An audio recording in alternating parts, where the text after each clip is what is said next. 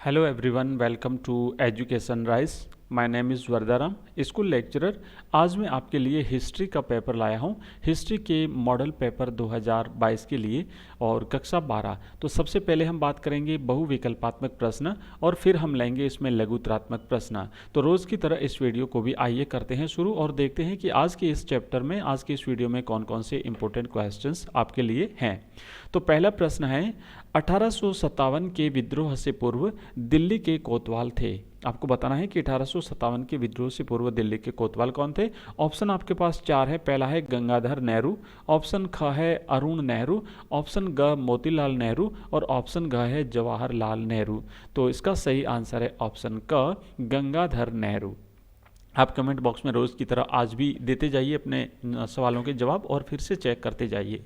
दूसरा प्रश्न है, फिरंगी शब्द किस भाषा का है। ऑप्शन एक अरबी भाषा, ऑप्शन ख है फारसी भाषा, ऑप्शन ग है उर्दू भाषा और ऑप्शन घ है हिंदी भाषा। तो इसका सही जवाब है ऑप्शन ख, फारसी भाषा का शब्द है फिरंगी। ओके, चलिए तीसरा प्रश्न। प्रश्न 3 है, अखिल भारतीय जनगणना का प्रयास भारत में प्रथम बार कब हुआ था।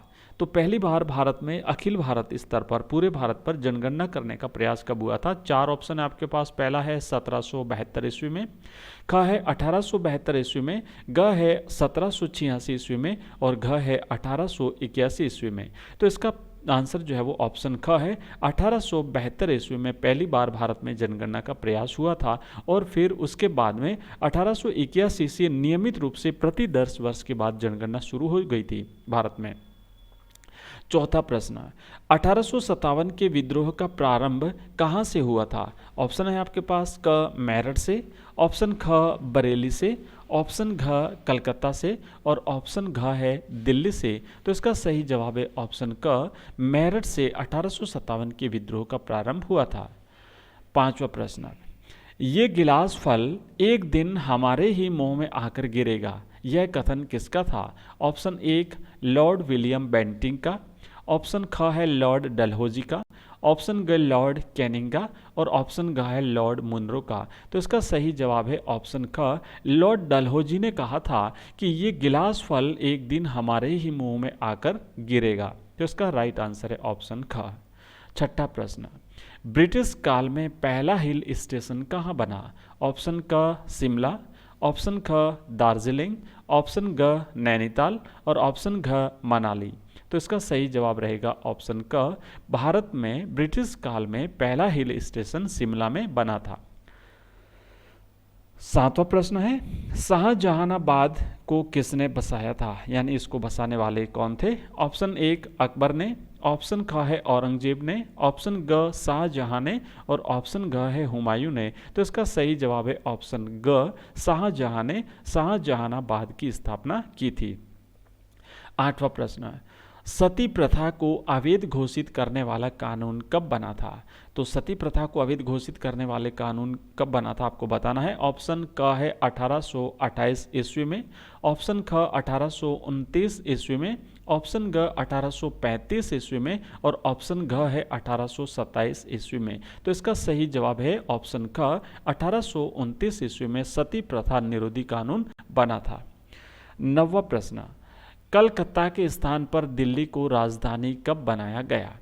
तो पहला ऑप्शन है 1911 ईस्वी में, ख है 1916 ईस्वी में, ग है 1908 ईस्वी में और घ है 1899 ईस्वी में। तो इसका सही जवाब रहेगा क, 1911 ईस्वी में कलकत्ता से दिल्ली को भारत की राजधानी बनाने की घोषणा हो चुकी थी और 1912 में दिल्ली को राजधानी बना दिया गया था।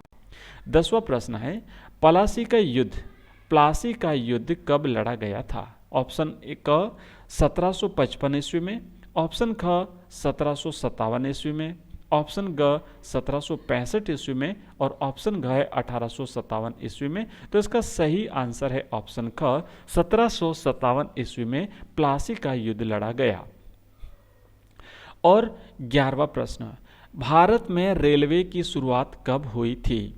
ऑप्शन है आपके लिए एक क 1856 ईस्वी में, ख है 1853 ईस्वी में, और ग है 1855 ईस्वी में, घ है 1851 ईस्वी में। तो इसका सही जवाब है ख 1853 ईस्वी में भारत में रेलवे की शुरुआत हुई थी।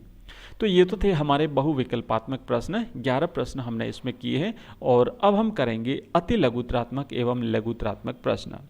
तो आइए देखते हैं पहला प्रश्न आपका अति लघुतरात्मक प्रश्न संख्या 12। 1857 के विद्रोह के समय भारत में मुगल सम्राट कौन थे? उत्तर है 1857 के विद्रोह के समय भारत में मुगल सम्राट बहादुर शाह जफर थे। चलिए ठीक है, याद रखिएगा 1857 के जो विद्रोह हुआ था उस समय भारत में मुगल सम्राट थे बहादुर शाह जफर। ओके, आगे बढ़ते हैं। और आगे बढ़ने से पहले मैं आपको बता दूं कि रोज़ाना हमारे चैनल से अलग अलग सब्जेक्ट्स के मॉडल पेपर्स की वीडियोस जारी किए जाते हैं। मॉर्निंग में 6 बजे और शाम को 7 बजे एवं 8 बजे रोज़ाना रहती है लाइव क्लास, जिसमें हम किसी एक सब्जेक्ट पर लाइव डिस्कशन करते हैं, MCQs का या फिर चैप्टर का या फिर प्रश्न उत्तर का। तो जुड़िए हमारे साथ शाम को 8 बजे रोज़।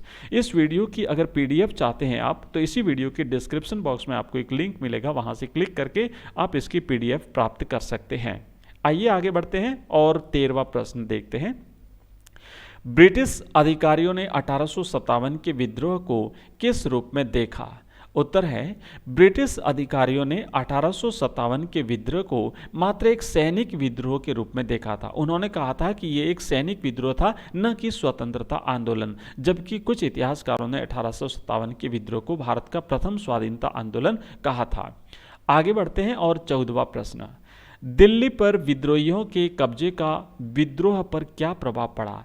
जब दिल्ली पर विद्रोहियों ने कब्जा कर लिया तो जो बाकी विद्रोही थे उन पर क्या असर पड़ा इसका? तो जैसे ही दिल्ली पर विद्रोहियों के कब्जे के समाचार मिले तो गंगा घाटी की छावनियों एवं दिल्ली के पश्चिम की कुछ छावनियों में विद्रोह को तीव्रता प्रदान की। तो विद्रोह और तेज हो गया। जब विद्रोहियों को पता चला कि दिल्ली पर हमारा अधिकार हो गया है तो विद्रोह और ज़्यादा तेज हो चुका था। 15वां प्रश्न। 1857 के विद्रोह में साहूकार और अमीर लोग विद्रोहियों के क्रोध का शिकार क्यों बने?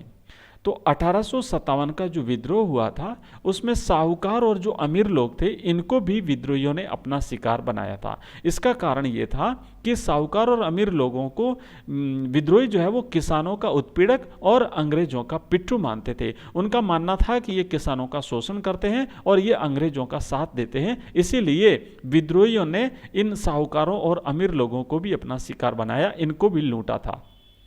16वां प्रश्न है।